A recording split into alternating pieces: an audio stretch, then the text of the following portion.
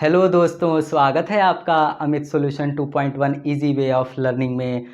आज मैं आपको ट्रिग्नोमेट्री का पार्ट सेकंड बताऊंगा। जैसे कि मैंने पिछले वीडियोस में आपको ट्रिग्नोमेट्री की बेसिक रूल्स बताई थी, पाइथागोरस थ्योरम के बारे में बताया था और ये भी उसमें बताया था कि कैसे ट्रिग्नोमेट्री रेशियोज़ के निकाला था मैंने। ठीक है दोस्तों, तो मैं आशा करता हूँ, आई होप कि जो स्टूडेंट्स 10th क्लास के होंगे बेसिकली वो भी बेसिक आ जाता है उसमें, तो मैंने पार्ट फर्स्ट बताया है उसको ज़रूर देखिएगा। और आज मैं जो आपको बताऊंगा उससे आधारित, उससे बेस्ड जो क्वेश्चन होंगे वो कुछ क्वेश्चंस मैं आपको करवाऊंगा। धीरे धीरे आगे हम लोग बढ़ेंगे दोस्तों, स्टार्टिंग से, बीच से मैं नहीं उठा सकता, मैं स्टार्टिंग से ही पढ़ाऊंगा। तो आज देर ना करते हुए, ठीक है, आइए बोर्ड पर चलते हैं, वाइट बोर्ड की ओर। और आज मैं आपको पार्ट सेकंड बताऊंगा, प्लेलिस्ट में डाल दूंगा, आप लोग ज़रूर देखिएगा। ठीक है दोस्तों, तो आइए समझते हैं। जैसा कि ये क्वेश्चन है, ठीक है, ये है ट्रिग्नोमेट्री का पार्ट फर्स्ट में पार्ट सेकंड में लिख देता हूँ। ठीक है, यहाँ पे लिख देता हूँ पार्ट सेकंड। ठीक है दोस्तों, तो यहाँ पे मैं पार्ट सेकंड लिख देता हूँ। अब ये ट्रिग्नोमेट्री पार्ट सेकंड है, पार्ट सेकंड में क्वेश्चंस मैं करवाऊंगा वो पार्ट फर्स्ट है, वीडियोस में देखिएगा। If 10a is equal to 4/3, question क्या कह रहा है, if 10a is equal to 4/3 then find other trigonometry ratios of the angle A. फिर से आप क्वेश्चन समझ लीजिएगा। If 10a is equal to 4/3 then find other. ठीक है दोस्तों, तो ये है क्वेश्चन को फिर देखिएगा। If 10a is equal to 4/3 then find other trigonometry ratios of the angle A. I hope कि ये 10th क्लास स्टूडेंट के लिए बहुत ही बेसिक क्वेश्चन होगा। अगर ये क्वेश्चन को समझ जाता है तो जो ट्रिग्नोमेट्री रेशियोज होगा वो बेसिक यहाँ पर पता चल जाएगा कि हाँ आपने समझा होगा। और अगर आपने वो वीडियोस नहीं देखी है तो आपको बिल्कुल भी नहीं समझ में आएगा, फिर ये मत कमेंट करिएगा सर समझ में नहीं आया। तो आप लोग वो वीडियोस ज़रूर देखिएगा। ठीक है, ध्यान से समझिएगा, मैं बताऊँगा। सॉल्यूशन लिख देता हूँ सबसे पहले। ठीक है, अब यहाँ पे हमें गिवन है, गिवन क्या है, कह रहा है कि यदि 10a equal to 4/3 Hindi medium वालों के लिए हो तब दूसरे जो ट्रिग्नोमेट्री रेशियोज होते हैं एंगल ए के उसे पता करना है। ठीक है दोस्तों, तो आप ये बताइए, सबसे पहले मैंने ट्रिग्नोमेट्री रेशियोज के बारे में बताया था, ट्रिग्नोमेट्री रेशियोज के बारे में, sine theta, cos theta, tan theta, cot theta,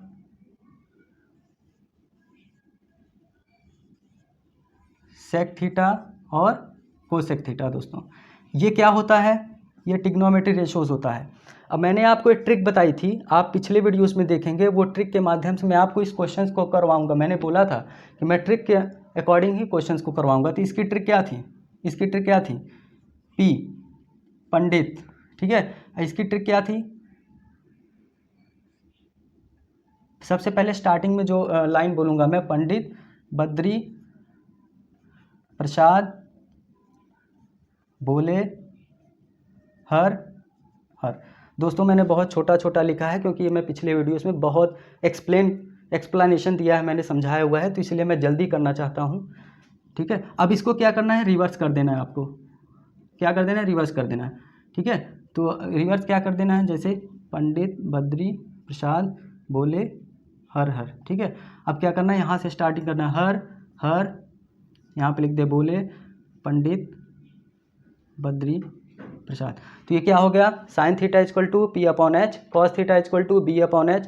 ये मैं लिख देता हूँ यहाँ पे, P का मतलब होता है परपेंडिकुलर, ये सब मैं बता चुका हूँ, हाइपोटेनस ये सब बता चुका हूँ मैं, B इक्वल टू बेस। अब समझिएगा आगे, sine theta equal to P/H perpendicular upon hypotenuse, cos theta equal to B/H base upon hypotenuse, tan theta equal to perpendicular upon base, cot theta equal to base upon perpendicular, sec theta equal to hypotenuse upon base और cosec theta equal to hypotenuse upon base. Perpendicular क्या मतलब होता है, perpendicular का मतलब होता है लंब, हाइपोटेनस का मतलब होता है कर्ण और बेस का मतलब होता है आधार। ठीक है, अब आगे क्वेश्चंस को करते हुए, क्योंकि मैं एक्सप्लेन कर दिया हूँ, ये होते हैं ट्रिग्नोमेट्री रेशियो। दोस्तों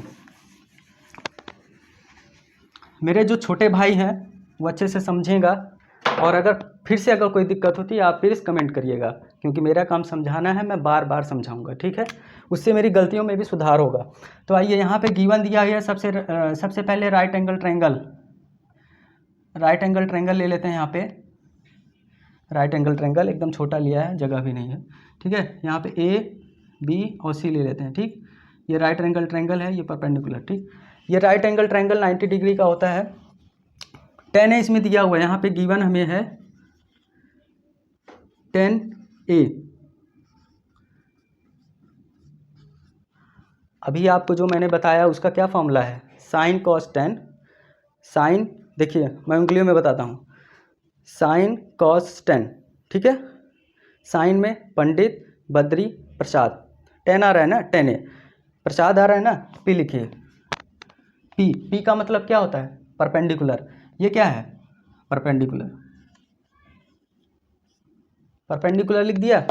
ए बी क्या है, परपेंडिकुलर। फिर उसके बाद साइन कॉस 10 उल्टा, हर हर हर बोले, ठीक है। यहाँ पे फिर से बोल रहा हूँ, हर हर बोले, तो क्या हो जाएगा, बेस, बेस क्या है, बेस क्या है, बी सी, बी सी। तो ए बी इक्वल टू कितना है 4, बी सी इक्वल टू कितना है 3, ठीक है।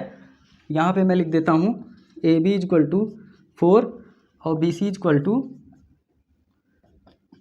3 दोस्तों, ठीक है। आप लोग समझ में आ रहा होगा। मैं यहाँ पे लिख देता हूँ A B equal to 4, B C equal to 3, ठीक है दोस्तों। तो 10 ए इक्वल टू इतना हो गया। अब आपके सामने ये खाली दिख रहा होगा, हाइपोटेनस कर्ण खाली दिख रहा है ना, ये इसको निकालना है। कैसे निकालेंगे, पाइथागोरस थ्योरम। पाइथागोरस थ्योरम आप बोलेंगे समझ नहीं आ रहा, पाइथागोरस थ्योरम की भी मैंने वीडियो डाली हुई है बेसिक से, वो आप समझिएगा कि पाइथागोरस थ्योरम की स्टार्टिंग कैसे हुई और कैसे उसको डिराइव करके वो फार्मूला निकालना है। अब फार्मूला क्या कहता है, H square equal to P square plus B square. फिर से बोलिए आप लोग, H square equal to P square plus B square, ठीक है। तो आइए मैं पाइथागोरस थ्योरम यहाँ पे अप्लाई करता हूँ, बाय अप्लाइंग पाइथागोरस थ्योरम।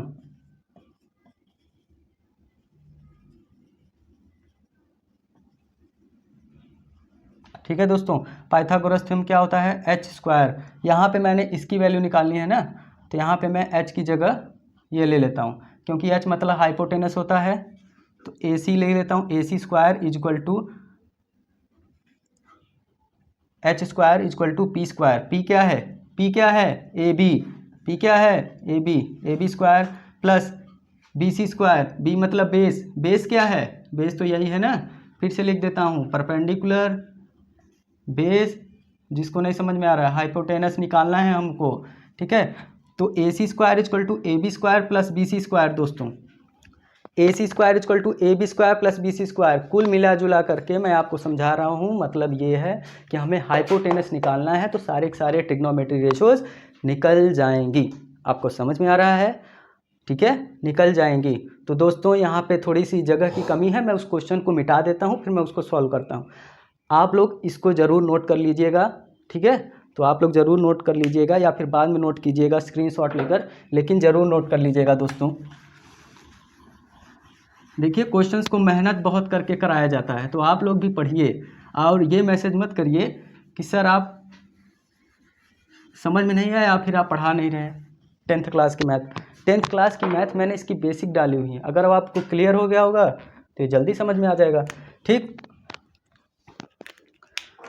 ये लाइन खींच देता हूँ ताकि आपको डिस्टर्बेंस ना हो। यहाँ पे देखिए A C square equal to A B square plus B C square निकालना क्या है हमें, सिर्फ ए सी, ठीक है। तो ये जो स्क्वायर होता है, ये जो स्क्वायर होता है, अगर ये स्क्वायर हट जाएगा, ठीक है, ध्यान से ये बताता हूँ फिर डायरेक्ट लिखूँगा। ये स्क्वायर है, अगर स्क्वायर हट जाता है तो उस साइड जाकर क्या होता है, किस साइड जाकर, राइट हैंड साइड जाकर, राइट हैंड साइड क्या हो जाता है, अंडर रूट। तो ये हो जाएगा A C equal to under root A B square plus B C square. दोस्तों आई होप कि आप लोग को बहुत अच्छे से दिख रहा होगा, बहुत अच्छे से समझ में आ रहा होगा, ठीक है दोस्तों। अब कुछ नहीं, अब ए सी निकालना है तो अंडर रूट लिखिए आप लोग, अंडर रूट के बाद ए बी की जो वैल्यू है, ए बी की वैल्यू कितनी है 4, 4 का स्क्वायर करिए आप लोग, 4 का स्क्वायर। बी सी की वैल्यू कितनी है 3, बी सी का स्क्वायर करिए आप लोग 3, 3 का स्क्वायर। दोस्तों मैं आगे लिख देता हूँ सामने, थोड़ी सी जगह की कमी की वजह से। तो ये हो जाएगा 4 4 जा 16 और 3 3 जा 9 दोस्तों, ये कितना हो जाएगा अंडर रूट 25। आई होप कि अंडर रूट 25 आप लोग जानते होंगे इसकी वैल्यू कितनी होगी, 5 होगी। ठीक है, स्क्वायर रूट कितना होगा अंडर 25 का 5। अगर स्क्वायर रूट भी नहीं समझ में आया होगा तो मैंने उसकी भी वीडियोज़ डाली हैं, 2 डिजिट 3 डिजिट। वैसे सारे स्टूडेंट्स को मैं रिकमेंड करूँगा कि वो 1 से लेके 30 तक स्क्वायर जरूर याद कर लें। ठीक है, स्क्वायर जरूर याद कर लें, स्क्वायर रूट जरूर याद कर लें। जैसे 5 का स्क्वायर 25 होता है तो ऑटोमेटिक पता चलेगा कि 25 का अंडर रूट कितना हो जाएगा, 5 हो जाएगा। ठीक है, ये 5 आ गया। 5 क्या है, ये फिर से मिटा देता हूँ, यहाँ पे 4 और ये 3। ठीक है, देखिए ये दोनों पहले से अवेलेबल थी। ठीक है, 5 आंसर आ गया। अब कोई तकलीफ नहीं होगी। अब देखिए जो मैंने फॉर्मूला बताया था उसी पे पूरा पुटअप कर देना है। मैं उसको मिटा देता हूँ।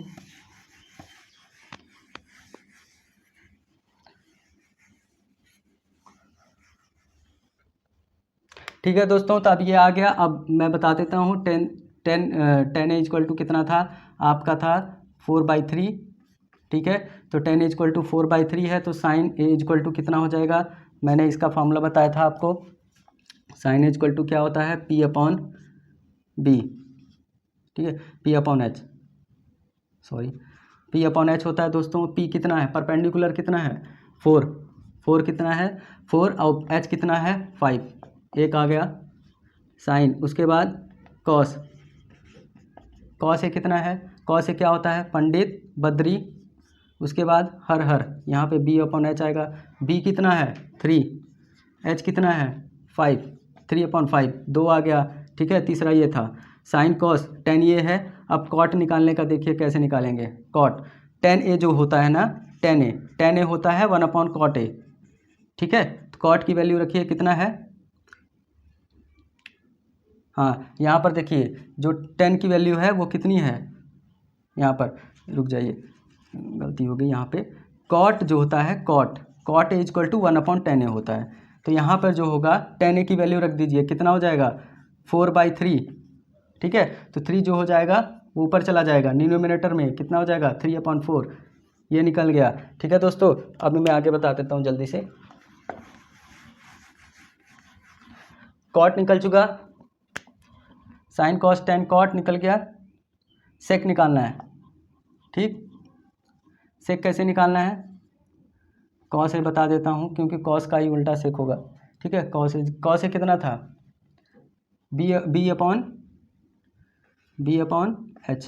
B कितना है 3/H 5। ये कॉस है तो सेक ए कितना होता है, सेक ए कितना होता है 1/cos A। 1/cos A मतलब 3/5। 5 उल्टा ऊपर हो जाएगा, रेसिप्रोकल हो जाएगा। ठीक है, तो 5/3 हो जाएगा, ये भी निकल गया। Sine cos 10 cot sec, cosec last निकालना है मुझे। कोसेक के कितना निकलेगा, जितना साइन ए का था। साइन ए का कितना होगा, साइन ए का P/H 4/5